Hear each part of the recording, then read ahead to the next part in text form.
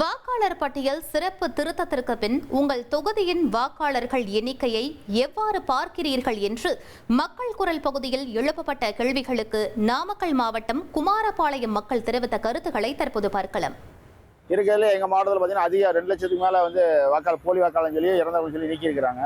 இன்னொரு பக்கம் இதெல்லாம் நீக்கலாம் சரியாக வரவேற்றாலும் கூட ஆனால் இது எஸ்ஐஆர் தேவையில்லாத வேலை. ஏன் தேவையில்லாதுன்னா நீங்கள் ஆதாரோட நினைச்சிட்டு போகலாம். எவ்வளவோ வேலைகள் இருக்குது, எத்தனையோ பணிகள் இருக்கும்போது எல்லாமே ஆதாரோட இணைக்கும் போது இதே ஆதாரோட நினைச்சு போயிட்டா ஒரே இதாக போயிடும். இந்த பணி முறையாக மாவட்ட ஆட்சியரினுடைய தலைமையில் மிக துரிதப்படுத்தி இந்த பணி செய்யப்பட்டு இன்றைக்கி இறுதிப்பட்டியல் வெளியிட்டிருக்கு.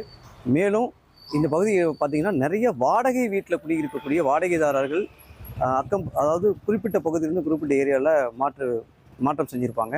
அந்த மாதிரியான நபர்கள் நீக்கப்பட்டிருக்காங்களான்னு ஆய்வு பண்ணி அவர்களையும் சேர்க்கறதுக்கு உண்டான நடவடிக்கை மேற்கொண்டால் மிக நன்றாக இருக்கும். இறந்தவங்க ஓட்டு எதுவுமே எடுக்காமல் இருந்தாங்க 20 வருஷமா. இப்போ எல்லாம் எடுத்து சுத்தமாக வந்திருக்குது. அதனால் இது கரெக்டான நடைமுறைன்னு நான் நினைக்கிறேன். இதுக்கு முன்னாடி இருந்த எஸ்எஸ்ஆரே போதுமானது தான். இருந்தாலும் எஸ்ஐஆர்னு சொல்லி புதிய வாக்காளர் விரைவு பட்டியல்னு சொல்லி கொடுத்துருக்குறாங்க.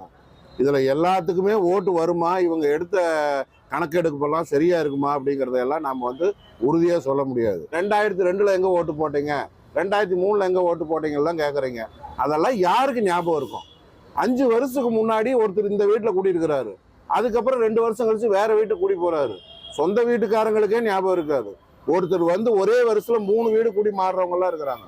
அவங்கெல்லாம் எப்படி ஞாபகம் வச்சிருப்பாங்க? இதையெல்லாம் நீங்க ஏன் மறுசீர்திருத்தம் பண்ணக்கூடாது? குமாரபாளையம் தொகுதியில் 50,000க்கும் மேற்பட்ட வாக்காளர்கள் நீக்கப்பட்டிருக்காங்க. அது எப்படி அப்படிங்கிறது தெரியல. என்ன காரணம்னு கேட்டிங்கன்னா, குறுகிய காலம் தான் இருந்துச்சு. இந்த அரசாங்கம் இது முன்னாடியே இதை கொண்டு வந்துருக்கலாம். குறுகிய காலத்தில் கொண்டு வந்ததுனால யார் எங்கே இருக்காங்க அப்படிங்கிறத கண்டுபிடிக்க முடியல. மக்கள் குரல் பகுதியில் குமாரபாளையம் மக்கள் தெரிவித்த கருத்துக்களை நாம் பார்த்தோம். 1,25,00,000 மனங்களை வென்ற தந்தி டிவி யூடியூப் சேனல். தவிர்க்க முடியாத தம்ப்நெயில்ஸ், கலக்கலான கான்டென்ட்ஸ்.